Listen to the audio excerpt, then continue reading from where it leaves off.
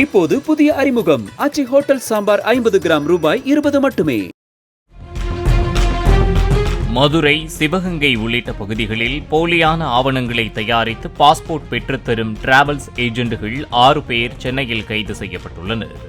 Visa ஏற்பாடு செய்து கொடுத்து வெளிநாடுகளுக்கு வேலைக்கு செல்பவர்களுக்கு ஏஜென்ட்டாகவும் இவர்கள் செயல்பட்டு வந்துள்ளது விசாரணையில் தெரியவந்துள்ளது.